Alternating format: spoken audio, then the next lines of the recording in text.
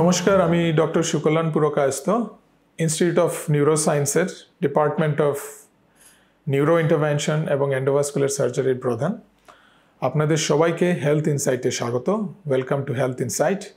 আজকে আমরা যে বিষয়টা নিয়ে আলোচনা করব ওটা হচ্ছে ভেরিকোজ ভেইন। আপনারা সবাই জেনে থাকবেন যে ভেরিকোজ ভেইনটা কী, কারণ এটা খুব একটা সাধারণ ব্যাপার। কিন্তু ভেরিকোজ ভেইনের যে অন্যতম চিকিৎসাটা কি, এটা হচ্ছে গিয়ে এন্ডোভিনাস লেজার সার্জারি।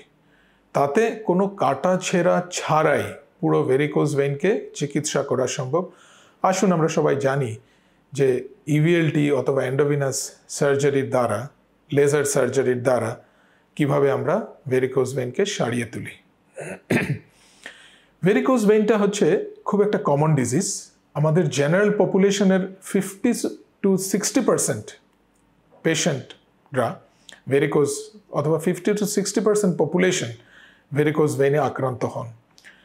কাদের ক্ষেত্রে ওটা বেশি হয়? যারা অনেকক্ষণ দাঁড়িয়ে কাজ করেন, যেরকম আমাদের পুলিশ ডিপার্টমেন্টের যারা লোকরা আছেন, টিচার্সরা আছেন, প্রফেসরসরা আছেন, যাদের ক্ষেত্রে অনেকক্ষণ দাঁড়িয়ে কাজ করতে হয়, যারা রেস্টুরেন্টে কাজ করেন, অথবা অন্যরাও যারা জেনারেল পপুলেশন, যারা বাড়িতে অনেকক্ষণ দাঁড়াতে হয়, ওদের ক্ষেত্রে আমরা ভেরিকোজ ভেইনের প্রবণতাটা খুব বেশি দেখতে পাই।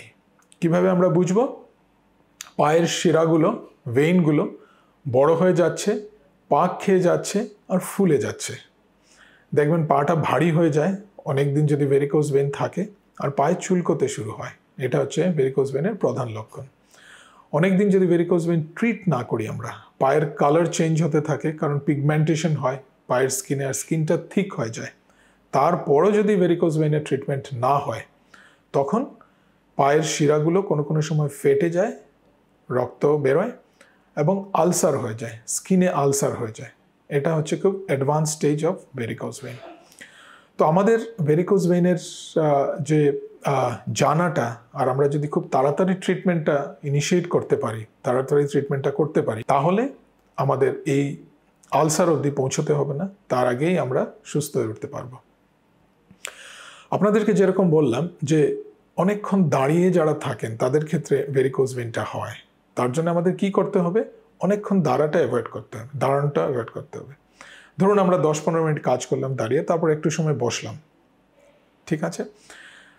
তার সঙ্গে সঙ্গে যে সময় ভেরিকোজ ভেইনটা ডিটেক্ট হলো, আপনারা যদি ডাক্তারবাবুর কাছে যান, ওনারা বলবেন যে একটা স্টকিংয়ের ব্যবহার করতে অথবা একটা মুজো ব্যবহার করতে। মুজোটা দু ধরনের হয়, একটা হচ্ছে গিয়ে বিলোনি, যদি ভেরিকোজ ভেইনগুলো নিচে থাকে, অথবা এভাবনি, যদি ভেরিকোজ ভেইনটা অনেকটা বেশি হয়ে যায়।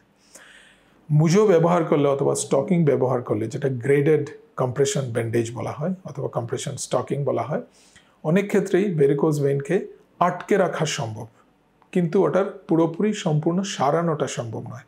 আমরা কিভাবে ওটা আরও ভালোভাবে ওটা জানবো ভেরিকোজ ভেইনকে? একটা ডপলার আলট্রাসোনোগ্রাফির মাধ্যমে, Venus Doppler ultrasonography. Doppler ultrasonography করলে আমরা কি বুঝতে পারবো? ভেইনগুলো, কোনগুলো ভেইন খারাপ হয়ে গেছে। আমাদের পায়ের মধ্যে দু ধরনের ভেইন থাকে, একটা হচ্ছে গিয়ে স্কিনের নিচে, একটা ভেতরে। দুটোর মধ্যে একটা কানেকশন থাকে, যেটাকে আমরা বলি পারফোরেটর। আর পারফোরেটরের মধ্যে থাকে হচ্ছে গিয়ে ভিনাস ভালভ। ভালভটা কি করে? আমাদের ব্লাডটাকে সুপারফিশিয়াল, মানে স্কিনের নিচের থেকে ব্লাডটাকে ভেতরে নিয়ে যেতে সাহায্য করে। কারণ হার্টটা আমাদের পাম্প করে ব্লাডটা পায়ে পাঠায়, কিন্তু আবার ব্লাডটা তো হার্টে ফিরে যেতে হবে। তো ফিরে যায় কি করে? মাসুলের কম্প্রেশনের মাধ্যমে, মাসুলের কন্ট্রাকশনের মাধ্যমে। কিন্তু যদি এই ভালভগুলো খারাপ হয়ে যায়, তখন ভেতর থেকে ব্লাডগুলো বাইরে এসে যায়। বাইরের যে ভেইনগুলো থাকে ওটার মধ্যে অনেকক্ষণ দাঁড়িয়ে থাকে অথবা স্ট্যাগনেন্ট অবস্থায় থাকে। আর বেশিক্ষণ স্ট্যাগনেন্ট থাকলে আস্তে আস্তে ভেইনগুলো ফুলতে শুরু হয়, যেটাকে আমরা ভেরিকোজ ভেইন বলি।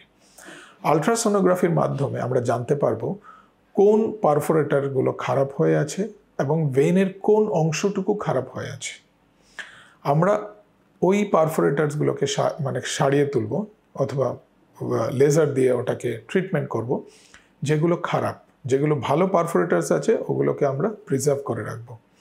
আর যেগুলো সুপারফিশিয়াল, যেগুলো ভেইন আছে, যেগুলো খারাপ হয়ে গেছে, ওগুলোকে আমরা ঠিক করব ট্রিটমেন্টের মাধ্যমে। আমি এবার ট্রিটমেন্টটাতে একটু আসি, যেগুলো এজ ওল্ড সার্জিক্যাল ট্রিটমেন্ট ছিল, যেটাকে বলা হয় ভিনাস স্ট্রিপিং, যেটাকে পুরো লম্বা স্কার দিয়ে কেটে লম্বা ইনসিশন দিয়ে ভেইনগুলোকে বের করে আনা হয়, আর যেগুলো পারফোরেটর ভেইন আছে ওগুলোকে লাইগেট করে দেওয়া হয়। তাতে কি হয়, পায়ের মধ্যে লম্বা একটা স্কার হয়ে যায়, বিভিন্ন জায়গায় স্কার হয়ে থাকে, জিনিসগুলো দেখতে খুব বাজে দেখায়। আর একবার যদি সার্জিক্যালি ওটার ট্রিটমেন্ট হয় তখন এন্ডোভাস্কুলার ট্রিটমেন্ট করতে ভীষণ অসুবিধা হয়। তাই আজকাল আমরা আর দেখি না কোথাও ডাক্তাররা সার্জিক্যাল ট্রিটমেন্টটা প্রেফার করেন, কারণ যেহেতু নন সার্জিক্যাল আরও বেটার পদ্ধতি আমরা পেয়ে গেছি। পদ্ধতিটা কি? এটা হচ্ছে এন্ডোভিনাস লেজার অ্যাবলেশন বলি আমরা, অথবা এন্ডোভিনাস কোনো সময় রেডিও ফ্রিকোয়েন্সি অ্যাবলেশনও করা হয়। লেজার অ্যাবলেশনটা কি? লেজারের তারের মাধ্যমে, ছোট্ট একটা ইনজেকশনের মাধ্যমে আমরা লেজারের তার ভেরিকোজ ভেইনে নিয়ে যাই, আর লেজারের প্রয়োগের সাথে ওই বাজে যে ভেইনটা ছিল, যেগুলো ফুলে ফুলে গেছে, ওটাকে শুকিয়ে দেই। একইভাবে আমরা পারফোরেটারের মধ্যেও যাই। কিভাবে আমরা দেখি পারফোরেটারগুলোকে? আলট্রাসোনোগ্রাফির মাধ্যমে। আলট্রাসোনোগ্রাফি দিয়ে দেখে ওটাকে স্কিন থেকে পাংচার করে লেজারের তার নিয়ে গিয়ে ওটার ট্রিটমেন্ট করি। একবার লেজার করতে আমাদের ধরুন 2 থেকে 2.5 ঘন্টা সময় লাগে। ওটাকে আমরা লোকাল অ্যানেস্থেশিয়ার মাধ্যমে করি, কোনো জেনারেল অ্যানেস্থেশিয়ার দরকার নেই, এবং জাস্ট ওভারনাইট অ্যাডমিশনের দরকার। কোনো ক্ষেত্রে আমরা সকালবেলা করলে বিকেলবেলায় পেশেন্টকে ডিসচার্জ করে দিতে পারি। আর সব থেকে ভালো অথবা অ্যাডভান্টেজ যেটা হচ্ছে লেজার ট্রিটমেন্টের, নেক্সট দিন পেশেন্ট নিজের কাজে জয়েন করতে পারেন। আর যেহেতু ওটার মধ্যে কোনো কাটা ছেঁড়ার দরকার নেই, তাতে ইনফেকশনের রেট হচ্ছে 0। There is no chance of any infection. একবার আলসার হয়ে গেলে আফটার লেজার ট্রিটমেন্ট, আলসার খুব দ্রুত গতিতে এটা আলসার সেরে যায়। পেশেন্টের পায়ে চুলকানোটা খুব দ্রুত গতিতে সেরে ওঠে। পায়ের পিগমেন্টেশনটা সারতে কিছুদিন সময় নেয়, কিন্তু আলসার যেরকম আপনি বললাম খুব দ্রুত গতিতে সেরে ওঠে। পায়ের ভারী ভাবটা চলে যায়। অনেক দিন থাকলে, যদি ভেরিকোজ ভেইন অনেক দিন থাকে, তখন কিন্তু জয়েন্টে, নি জয়েন্টে অথবা অ্যাঙ্কেল জয়েন্টে ওটার প্রভাব ফেলতে পারে। ডিজেনারেটিভ প্রসেস অ্যাঙ্কেল জয়েন্টে শুরু হয়।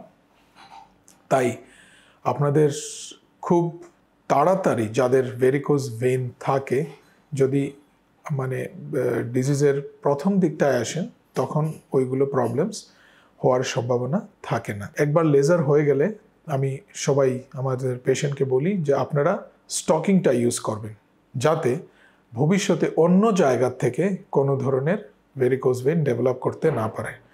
কারণ ভেরিকোজ ভেইন যাদের ডেভেলপ করে, ওদের ক্ষেত্রে ভেইনগুলো নর্মালি একটু উইক থাকে, অথবা ওদের ক্ষেত্রে ভালভগুলো খারাপ হয়ে যাওয়ার নর্মালি একটু প্রবণতাটা বেশি থাকে। কারণ যারাই অনেকক্ষণ দাঁড়িয়ে কাজ করেন, সবার ক্ষেত্রে তো ভেরিকোজ ভেইন হয় না। কারুর ক্ষেত্রে হয়, 60%-এর ক্ষেত্রে হয়, স্টিল 40%-এর হয় না। তাই 60%-এর হচ্ছে মানে ওনাদের ভেইনটা একটু উইক তো আছেই। তাই বাকি যে ভেইনগুলো আছে ওটাকে আমাদেরকে ঠিক করে রাখতে হবে। তার জন্য আমাদের স্টকিংয়ের দরকার, স্টকিং প্রয়োগ করতে হবে। যে সময় আপনারা বাইরে যাচ্ছেন, কাজ করছেন, অনেকক্ষণ দাঁড়িয়ে থাকছেন, অথবা মহিলাদের ক্ষেত্রে অনেকক্ষণ দাঁড়িয়ে রান্নাবান্না করছেন, তখন আপনারা স্টকিংটা ব্যবহার করুন। যে সময় বাড়িতে এমনি বসে আছেন, গল্পগুজব করছেন, টিভি দেখছেন, স্টকিংয়ের কোনো দরকার নেই। আর যে সময় আপনাদের ভেরিকোজ ভেইনটা থাকবে, রাত্রিরে শোয়ার সময় পাটাকে একটু উঁচু জায়গায় রেখে, একটা পাশ বালিশের উপর রেখে শোবেন। তাতে ভেরিকোজ ভেইনটা অনেক ক্ষেত্রেই কম ডেভেলপ হবে।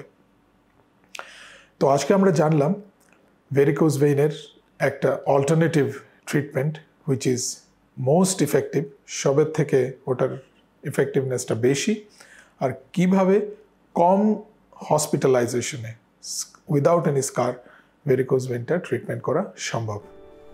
ধন্যবাদ।